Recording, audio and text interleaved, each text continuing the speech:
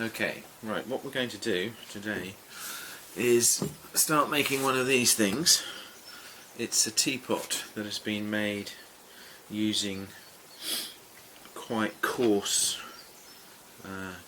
crank clay, and it's been decorated with stamps. In this case it's a little star-shaped stamp, and it's been formed over a mould like this, and here's the one I made yesterday, which is leather hard, strong enough to be sort of picked up. So I've got to hurry up and make the other half of that before this one dries out completely. Oh, and here's a bowl made in a plate mould using the same sort of technique. None of these things have been glazed yet, but the idea is that you glaze it with a celadon glaze or a semi-transparent glaze. Right, so that one was made in a plate mould, and then what I've done is I've added a rim to it to make a sort of shallow bowl suitable to be used as a fruit bowl, I suppose. So I'm going to start off by getting a bit of clay and flattening it. It's already partially flattened, and I'm going to use a rolling pin because I want to get a slightly sort of uneven, bumpy feel to the thing. So I'm just going to stretch it like this, and then I'm going to decorate it with my stamp, and then I'm going to stretch it a bit more, and then finally stretch it over the mould here. So let me move this so both cameras can see it. I've got a fantastic two-camera setup, camera 1 and camera 2. Probably edit that bit out. Okay, so that's sort of thin enough. It's maybe about half a centimetre, just under half a centimetre thick, so it's getting a little bit on the thin side. And I'm going to put a pattern on it and then stretch the pattern out. Maybe we can do it. This camera can see it. Okay, so we've got lots of little stars, and gradually this press mould stampy thing gets damp and works less efficiently.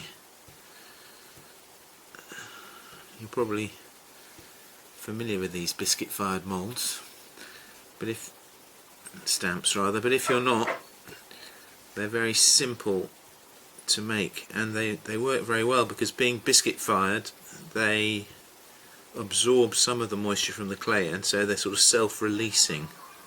They don't get stuck. So if you find interesting shaped things that you want to use as a stamp made of plastic, they're often slightly frustrating to use, but you can use them if you use a releasing agent, say like something very fine like corn flour, or even clay dust.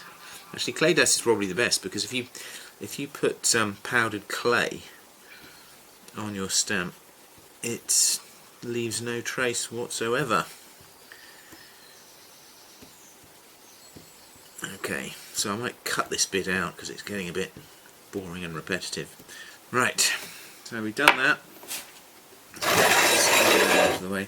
And now I'm going to try to stretch the clay a little bit more without tearing it, which is tricky because the board is all wet. So I'm going to turn the board over.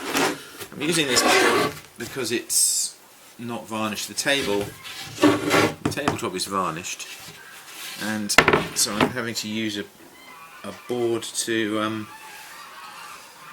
stretch the clay on so it doesn't stick to the table, because the same thing goes on with this. It's slightly absorbent so that the clay won't stick to it. So you can see that gradually the star pattern starts to be stretched and become a little bit more interesting, and it also is getting wafer thin, and I think any minute now it's going to be too thin, so I'm going to stick like that. Actually, what we'll do is give it a bit of lift. There we are. A bit of lift so that we can trim it once we've placed it over the mould. So we're using a hump mould. Oh, it's torn. Never mind, I've got more than enough here. And the weight of the clay starts to make it tear, so I'm going to fairly rapidly take some of the clay away, like so. And I might need to reinforce it where it's torn there, give it a patch. But it's very much in the style of the teapot to be slightly sort of idiosyncratic and patchy. So now I've got a rubber kidney, and I'm going to very carefully, using my hands to start with and the kidney a bit as well, just fold the clay over onto itself. So it's getting little sort of tucks. Oops, it's also getting little holes, which is maybe not so good.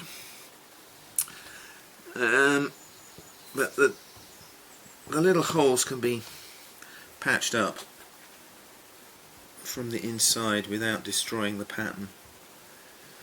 So the one I made yesterday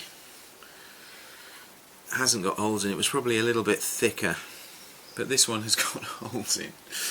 Never mind.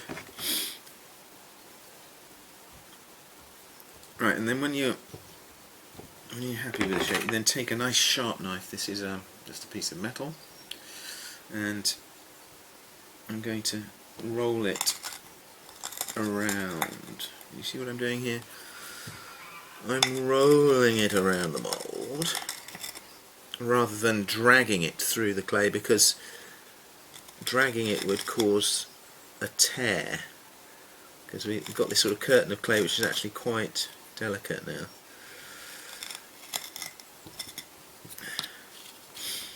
Right, let's do it so the camera can see.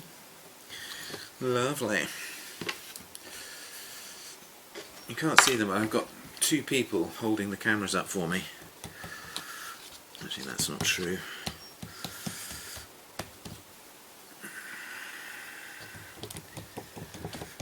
Okay, so then we leave that to dry for a little bit, and then in a bit I'll show you the joining of the two halves together. Okay, I'm going to stop the film, see how that came out.